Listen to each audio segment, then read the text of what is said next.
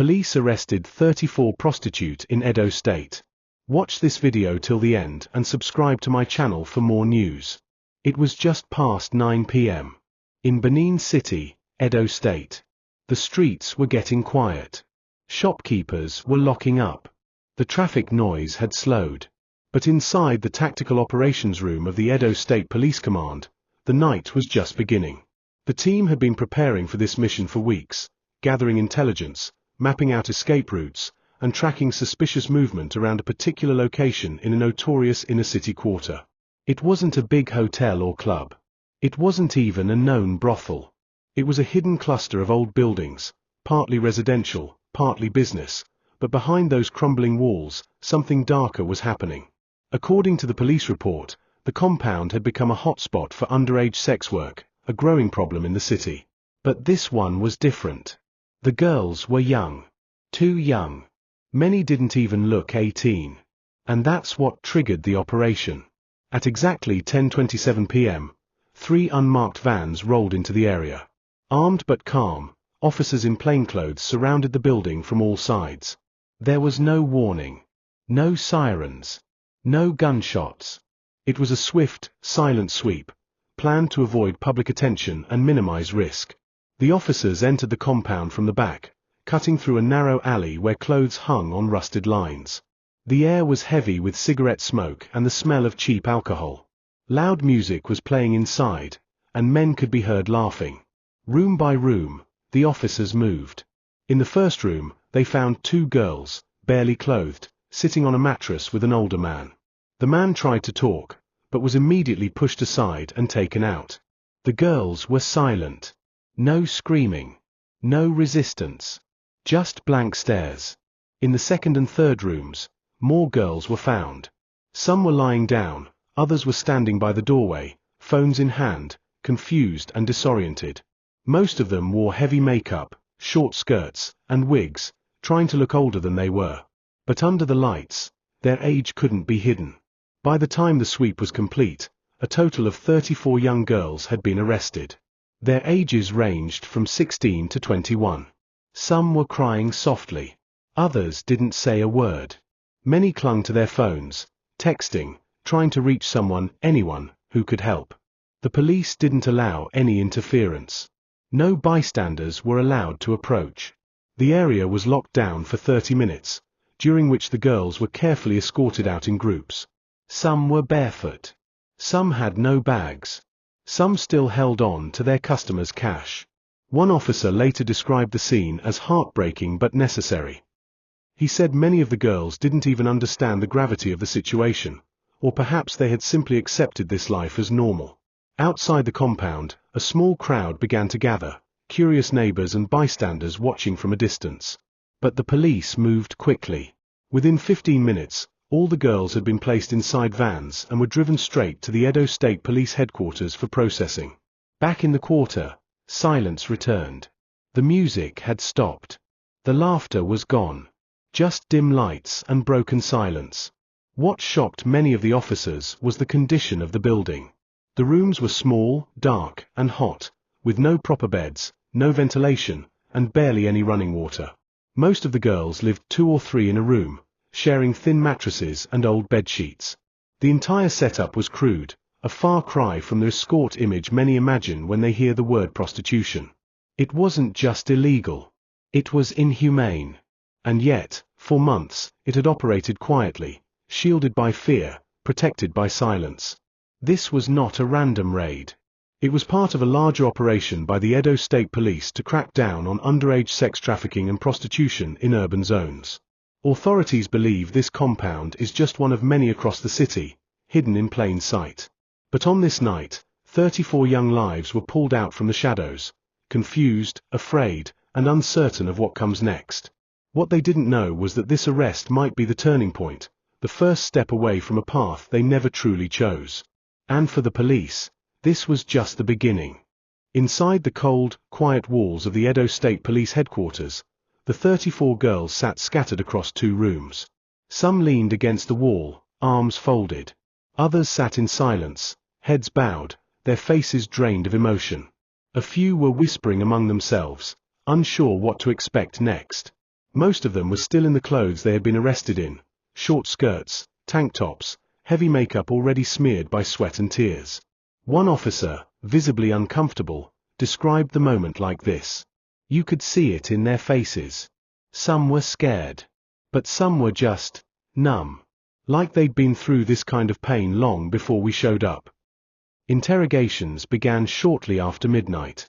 One by one, the girls were taken into a smaller room, where a team of investigators, including female officers and welfare officials, started asking questions. No shouting. No threats. Just calm, focused questioning. Who brought you here? How long have you been doing this? Do you have family? Where are you from? And slowly, the truth started to unfold. Some of the girls said they had come to Benin from states like Delta, Rivers, Kogi, and even as far as Zamfara. Most were lured by promises of quick money and a better life. They said they were told they would be working as cleaners, waitresses, or salesgirls. But when they arrived, the story changed. Several of them broke down during questioning. One girl, just 17 years old, said she ran away from home after being beaten repeatedly by her stepfather. She had nowhere else to go. Another girl, only 16, said she was forced into the lifestyle by her aunt, the same person who brought her to Benin. For some, the life had become routine. They knew it was wrong, but they had no alternatives. No education. No job skills. No one to run to. But perhaps the most disturbing part was this: a few of the girls admitted they had been doing it since the age of 14. They spoke of how clients would pick them up late at night. Some would stay just 10 minutes. Others would spend hours. Some were gentle. Others were violent. None of the girls were medically screened. There was no protection. No safety. Just survival. One officer, visibly shaken, told reporters off camera, "This wasn't a business. This was modern slavery hiding in the city." Many of the girls also revealed that they had handlers, older women who took a percentage of whatever they made each night. Some had to pay rent for the room, food, and even security. By the end of the week, they had little or nothing left. In some cases, the police suspect the girls were being trafficked and controlled by organized groups. The compound where they were arrested wasn't just a hideout, it was part of a larger network, possibly tied to criminal elements. The next step was documentation. Photos were taken. Names were written down. Ages were verified. The younger girls, those clearly under 18, were marked for urgent transfer to the State Ministry of Women Affairs and Social Welfare for further protection. But even that came with challenges. Some of the girls gave false names. Others refused to mention their families. A few begged not to be sent back home, fearing judgment or punishment. By dawn, the police had finished preliminary questioning. And one thing was clear: this wasn't just a case of prostitution. It was a deep, complicated web of abuse, poverty, deception, and survival. Most of the girls had no criminal records. No weapons. No drugs. Just broken stories and tired eyes. The police say no formal charges have been filed yet. Investigations are ongoing, especially into the landlords, the so-called aunties running the house, and the men who regularly patronized them. But what has become obvious is this: these girls were not just criminals. They were victims of a system that failed them. Victims of broken homes. Victims of desperation. And victims of a silent, growing crisis hidden in plain sight. Now, the question remains: who will be held responsible? And what happens next for these 34 girls? By morning, the story had spread quietly through the city. 34 young girls arrested in a late-night raid by Edo State Police.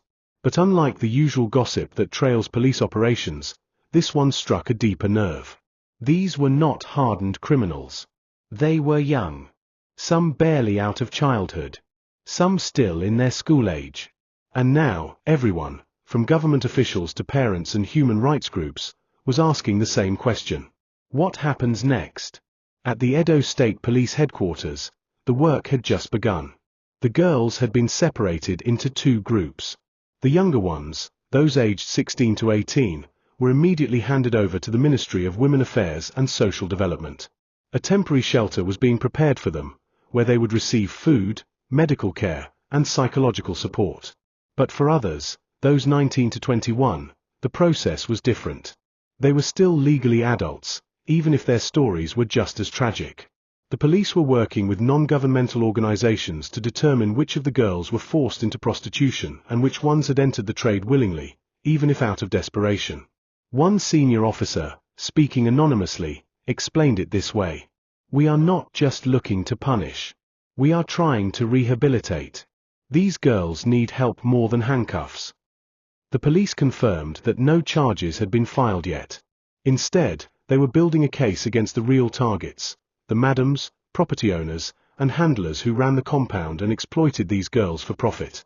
Several names had already come up in questioning: women in their late 30s and 40s who acted as gatekeepers, taking a large cut of whatever the girls earned each night.